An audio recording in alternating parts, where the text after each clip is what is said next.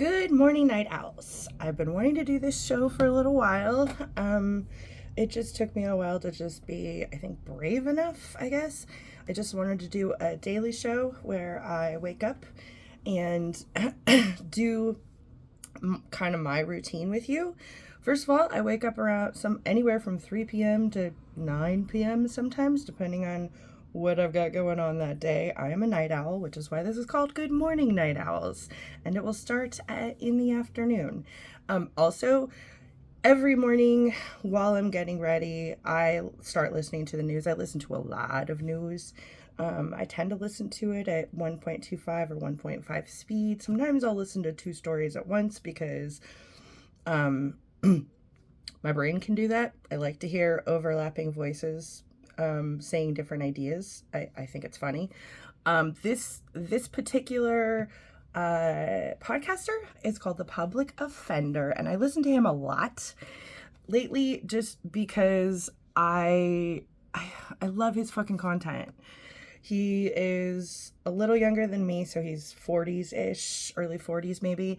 And he's married. He's got 2 kids who are kind of grown up. And his page is just dedicated to tearing down the patriarchy and misogyny. And he also talks a lot about how misogyny and misogyny noir, right? Misogyny against women of color intersect, which I really appreciate, but also misogyny and how men of color behave around it too, like voting patterns, but also just behavior they find acceptable. And a lot of it is just him critiquing videos, but it just makes me feel like, I mean, there are a lot of situations in our world. I've been a feminist since I was 13 years old because I kept seeing men hurting women. And I think part of the reason I didn't fit into my family, and a part of the reason I didn't fit into my church, and part of the reason I didn't fit into my school, well, actually my school didn't give a fuck, they just thought I was annoying, is because I kept wanting to point it out. I didn't want to just stuff it down. I wanted people to know that it was happening. I wanted people to give a shit that men hurt women. And he's a voice right now talking about it. He always acknowledges what is real. He's always pointing out men are the bad guys. You know, in a lot of the situations, it's the dad, it's the boyfriend. And even if you see a woman who is abusive, in a lot of situations, it's because she's been abused, even in the relationship she's abusive in. So he helps point that out, and he makes me feel like there are some good men out there who are trying to make things better.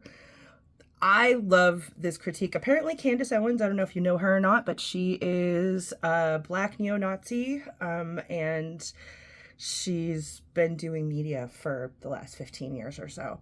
Probably around the same age as this guy too, like 35 to 40-ish, Candace Owens is.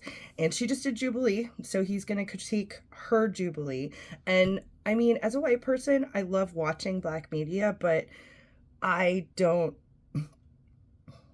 feel comfortable commenting on it. So but I do want you to get the information that this guy gives out. I want you to feel good about men, and he makes me feel good about men.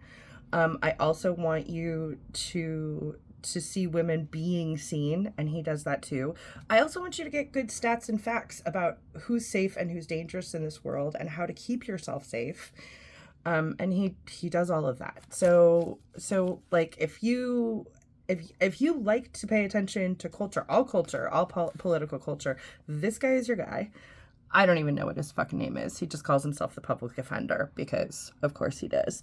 But, okay, so this is him watching the Candace Owens Jubilee. She doesn't really have a way to combat it. She doesn't get out of herself, though. I'll give her credit for that. She doesn't really come out of herself, but she definitely, you can tell she struggled mightily in this debate. Like, it was, from what I saw so far, I'm saying, like, every single woman that went up there, like, thoroughly, you know what I mean, just handed it to her. It was odd.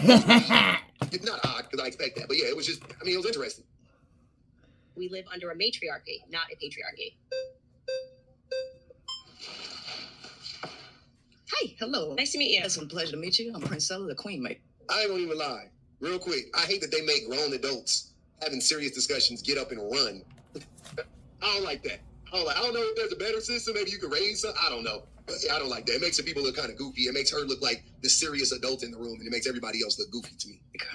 So That's you true. say we live in a matriarchy. Right. Can you give me the definition of patriarchy? Yes, well, the patriarchy is the idea that the system, our system in America, is being run by men, and that women are having to exist under a system that immediately disadvantages them because men are behind it. And I disagree with that pointedly. I think actually we're living in a society where people are being very much influenced socially and politically by women.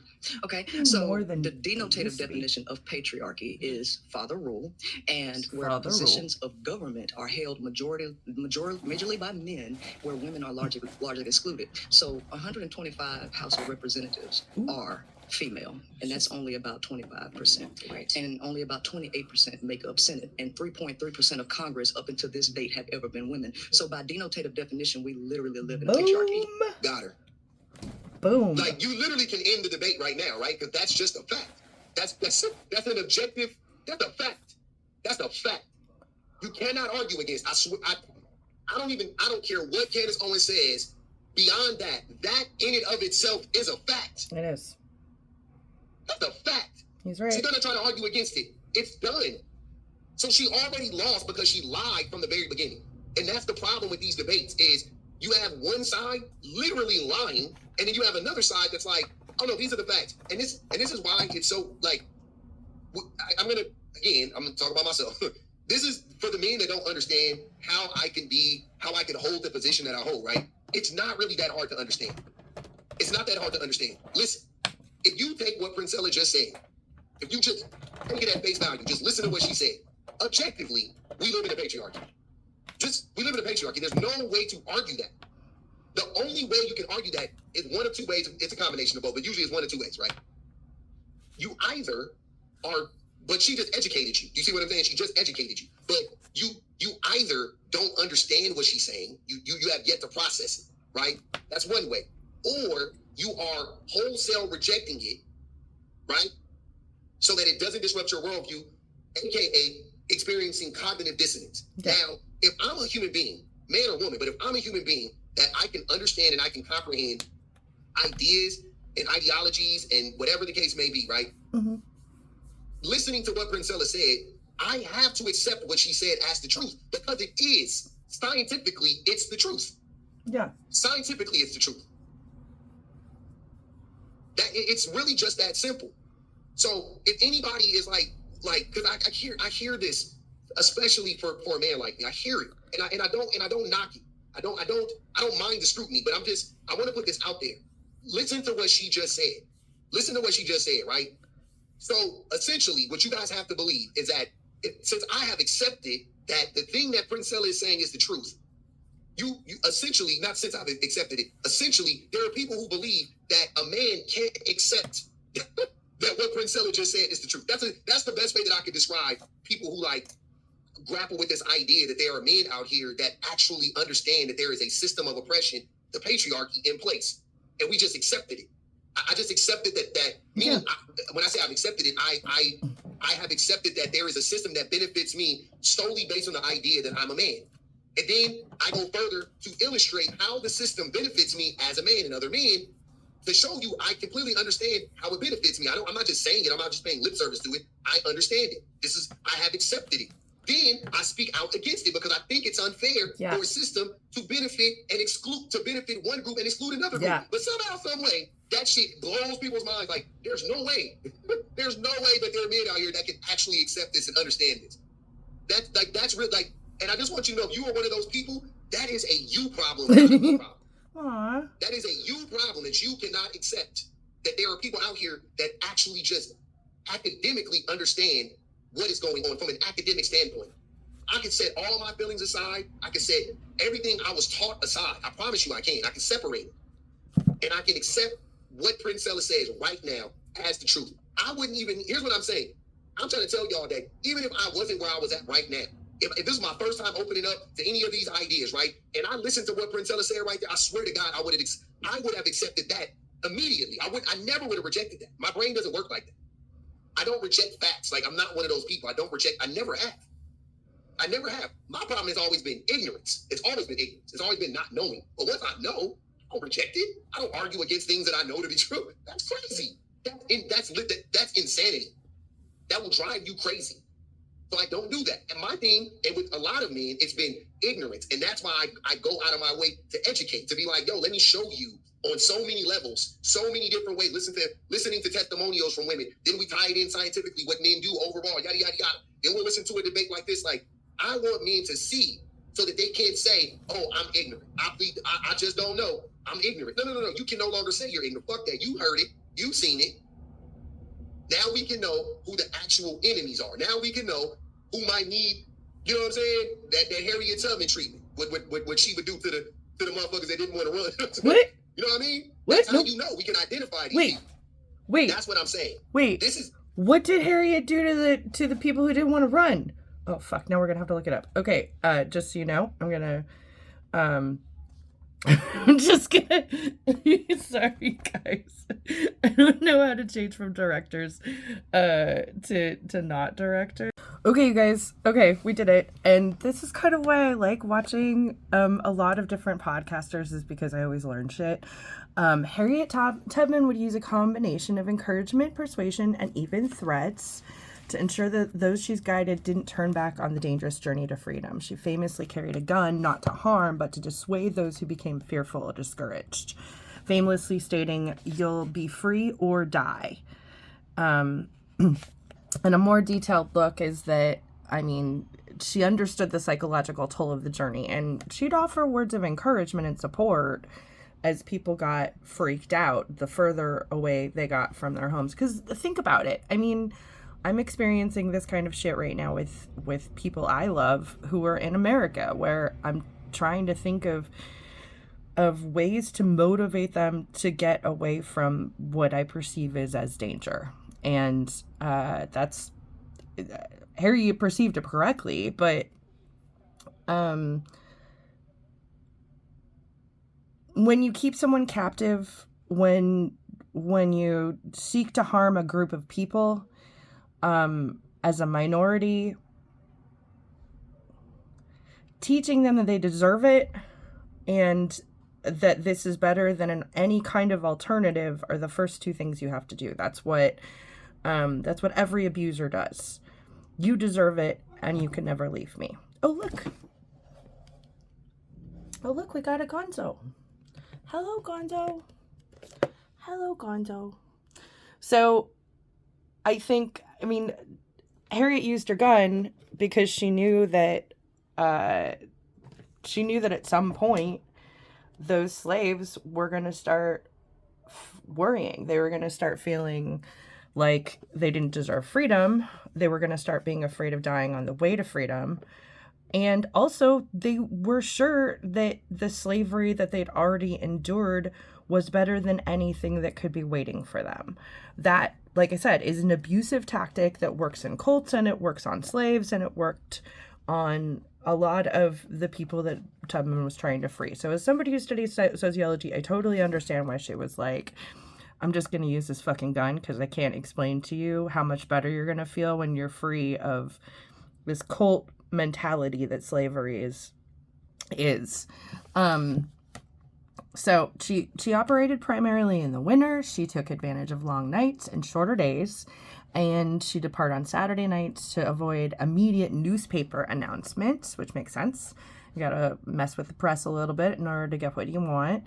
I mean, she employed disguises and communicated in code, often using familiar hymns and Bible verses to relay messages discreetly, which also shows why I think in African American culture, the use of church as a symbol of community without necessarily the emphasis on religiosity is there. I noticed that as a white person who grew up in kind of a culty evangelical church, the Black people I knew who loved church, but they didn't have to obsess over Jesus the way I did. They just would go and have a good time. So knowing that church kept them safe, and it's a place where they would just get to know their friends and create more loved ones. That sounds nice. Maybe I'd like church too if that's what it was. Tubman also carried drugs to quiet crying babies because she was scared. She was sneaking babies away. So this was like 200 years ago. I'm pretty sure we did worse than drug babies. And that's not what he was talking about anyway. He was talking about her turning on slaves that didn't run. And I think that what this guy is saying is, he's got a good point. We need to know who's caping for misogyny. We need to know, I mean, most of us do, but we need to look past people's words into their actions. Candace Owens has always been a white supremacist, and white supremacy goes hand in hand with misogyny. And later on in this video, I don't think that I'm going to show it. If you want to, I will link this video when I post this, so that you can see it in full. It's amazing. He's a wonderful analyzer, and he does comment that that black men would probably vote for white supremacy more than they do, or less than they do if it could be separated from misogyny. Like, because they go hand in hand, black men tend to vote for white supremacy because they're for misogyny, is what the public offender said later in this video, is that men tend to vote for misogyny. White women tend to vote for white supremacy. I know that is something that I have to face too. I was even saying, I think last night when I was selling to somebody, okay, actually, I think this video was on my mind because I said this. I was out selling, and it was a couple, and he was indeterminate. He was a person of color. She's white. She was an older white lady. He's a younger, handsomer person of color. So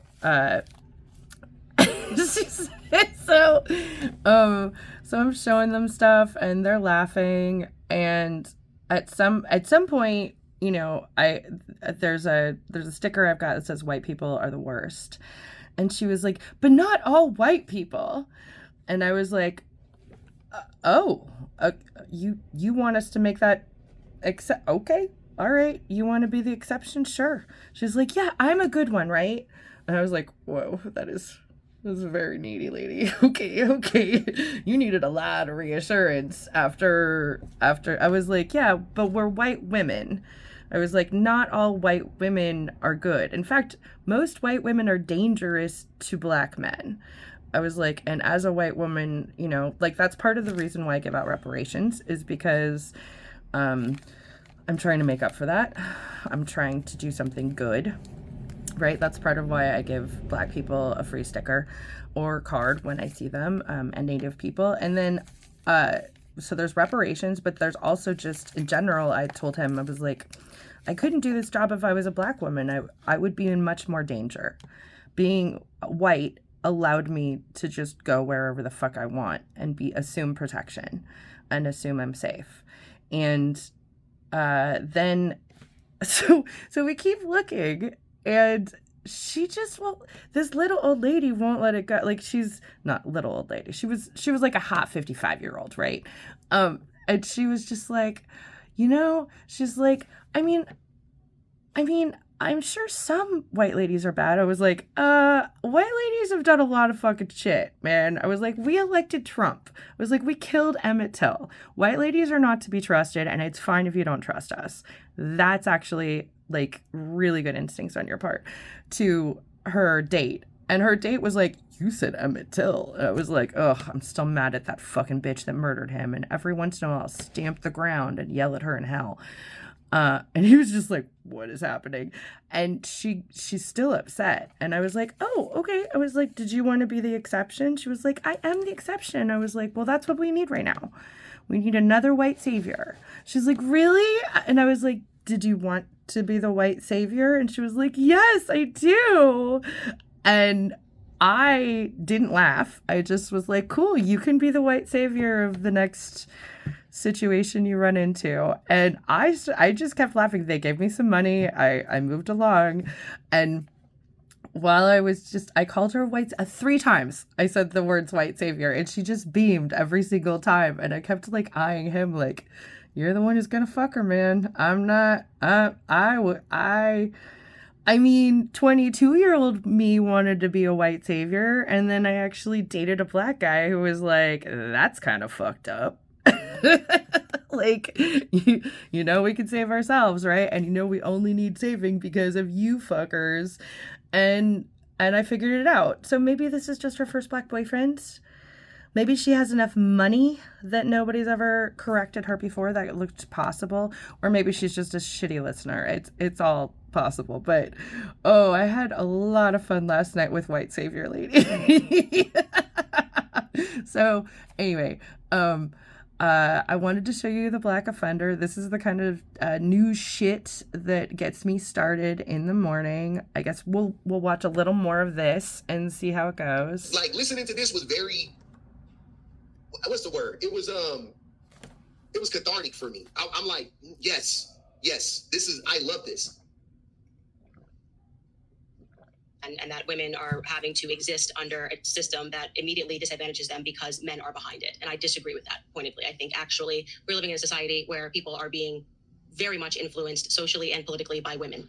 Okay, so the denotative definition of patriarchy is father rule, and where positions of government are held majorly by men, where women are largely excluded. So 125 House of Representatives are female, and that's only about 25%. Right. And only about 28% make up Senate, and 3.3% of Congress up until this date have ever been women. So by denotative definition, we literally live in a patriarchy. Yes, so I disagree with that. So I think what this gets to, which is actually an important part of the conversation, is that people always think that where there is disparity, there's somehow inequality, and I actually reject that entirely. Mm-hmm. I think it's just a difference in what we're interested in. I think we're biologically wired, we're interested in different careers, and just because if we looked in the fashion industry and said, oh, well, it's being dominated by women, it wouldn't mean that, okay, well, that means that the fashion industry is a matriarchy. It's not. The fashion industry is actually not dominated by women. Oh, thank you for saying it.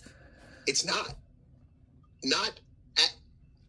Just to help dispel what she's saying. Yeah. First of all, based on what science are you basing this on? That you disagree with what Priscilla said? None. There's no data, nothing. Just nothing. Vibes. That's how she feels. She just rejects it based on a feeling. I just feel like women don't want to run for office. Women don't want to be in positions of power. They don't want to have influence over their own destiny. Those are those are scary ideas for women. No, bullshit. Then she uses the fashion industry. The biggest fashion manufacturers are all owned by men. Victoria's Secret was a fucking dude. All of them. The biggest designers are men. Even in female fashion, women fashion. Especially in women's fashion. The biggest designers are men historically. They've been men. The people who own the factories, men. Distribution, men. The fashion industry is not dominated by women. The models are women. The people who buy it are women. Absolutely. If the fashion industry was dominated by women, Victoria's Secrets, Victoria Angels or whatever, they wouldn't exist. Yeah. The whole model. Because those bitches are not the model real. wouldn't necessarily exist the way that it does. No. If women actually control the industry, do you think that the majority of models would be suffering from anorexia? No, we would just be able to fucking eating eat. disorders? Why would women do that to one another? No. Absolutely the fuck not. I ain't gotta go no further than that. The industry is not dominated by women. I feel like he gets it. She's talking about politicians, aka positions of power. Yeah. Candace Owens, is talking about workers and consumers. Those are two completely different conversations. And classes. It's like saying the education system is dominated by women because most educators are women, but the policymakers are all men. Mm-hmm. The majority of superintendents are men. Yeah. Principals. The power brokers are always mostly men. Always. That's what Princella is talking about. Men have no sense. It just means have no ability to communicate how they feel in the fashion industry. I literally think that those numbers show that we're just biologically different. So I actually think politically, women have shown that they have a lot more power than men have. And I'm talking about just in terms of political movements. The most recent I can think of is the Me Too movement, right? If a bunch of women get together and complain about a man and refer to the patriarchy and Kevin scream, Spacey's working generally again. speaking, It doesn't let me know matter if you whether agree, women or men the media will complain. celebrate that. If a bunch of men got together and were shrieking and speaking about women, generally speaking, the media would call them all white supremacists and say that we had a misogyny problem and that things were really wrong in society. You're wrong. You're wrong. They don't. Men shriek about women all the time. Yeah. And they lie on women all day long. Our media is entrenched. It's infiltrated. It's not infiltrated. The very foundation of the media is to push propaganda in this country specifically, but even globally. The very foundation of the media is to push propaganda. Hollywood was founded by the CIA in this country, right?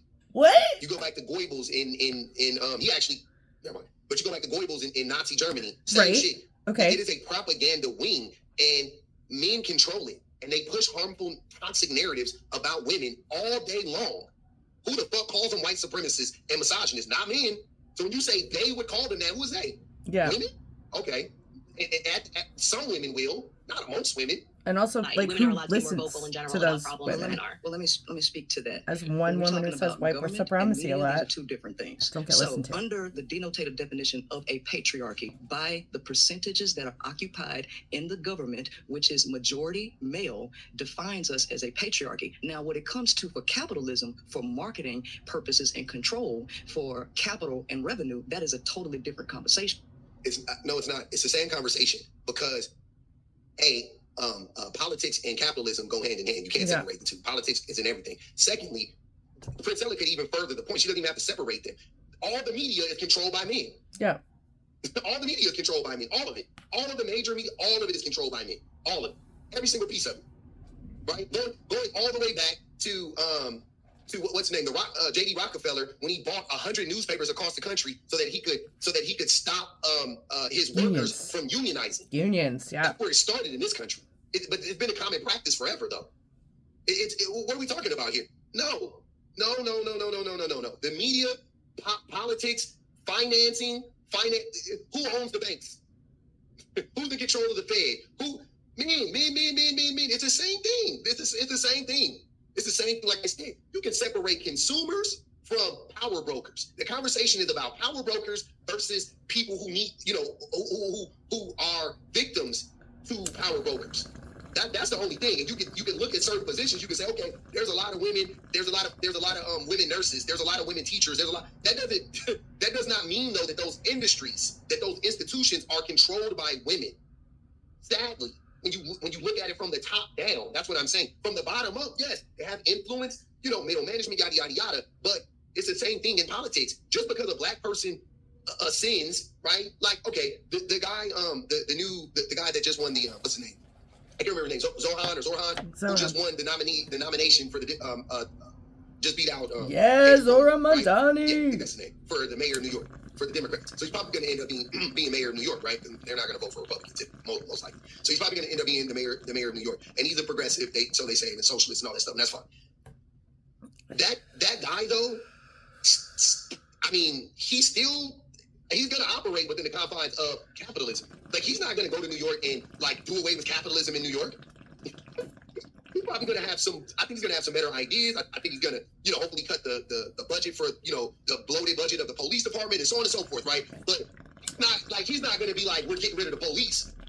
You see what I'm saying? Like, he still has to operate within the confines of the system. It doesn't matter. It doesn't until we upend the systems of oppression. It doesn't matter who is in place.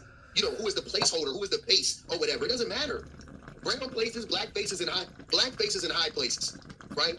Like Cornel West said, Dr. Cornel West. Black faces in high places, brown faces in high places, women faces in high places, gay faces in high places. Whatever you want to say, that's all it is. It's the same playbook. I would never think just because a woman became president of the United States that the United States is no longer a patriarchy. The same way I knew just because Obama became president of the United States, we are not in a post-racial society. No, never were. Like, let's be for real. Let's call a thing, right? but who's making the laws? I don't think that women are the ones voting to have their reproductive rights taken away, where you have rape, incest, and all of these things excluded to force women to be able to. I don't think women in government would largely vote against their own interests because it's majority male, patriarchy. I think love that point. Are women allowed to vote? Oh, of course they are. Who's voting against patriarchy and then, out of curiosity? No, I totally agree. And you want to know why? Because there are so white women specifically, Agree. mostly white women. That's They're not necessarily even voting for the patriarchy. us. They're voting because the patriarchy and racism is so closely intertwined. A lot of times it looks like white women are voting for the patriarchy when they're. And something I do want to say too, something I think this whole interview just really got into my head last night, and I had to talk to people about it. So, even last night I was like, not only did we vote in Trump, I was like, we kept women, all women, from being able to vote for 50 years because, I want to say I think it was Elizabeth Cady Stanton, but, and not Pankhurst. Pankhurst is English, and they tended to be differently racist than we were. But yeah, Elizabeth Cady Stanton, some of the earliest feminists in the world were like, I would rather never vote than let an N-word vote before me or with me. They were so, these white feminists in the early 1900s and the 1950s, probably up even today because Trump, right, have been so fucking racist that they would rather continue to deny themselves their own rights than to let brown people join their coalition in a way that would have made them successful. Sorry, this is gross. Sorry, this was a gross. I don't really know how to do it. Oh, I did it, you guys. I did it. I'm good at this. Okay. So, yeah. That is The Offender. I hope that you enjoyed getting ready with me. I'm sure you saw me drinking my coffee, putting my socks on, smoking some weed. If you're just listening to this, those were the noises you heard in the background. Also, the air conditioner is in my window, so there's some street sounds. Sorry that this isn't exactly perfect. I don't know if it'll ever get exactly perfect. But thank you for joining for my good night, Good Morning Night Owls inaugural episode. I don't know what kind of music we're going to have in the future, but I'm sure it'll be something like, Good morning, night owls. The stars say hello. All right, we're going to call it that. That's what it's going to be. So thank you very much. And I hope that you have enjoyed today's episode, and I hope it makes you think about some things.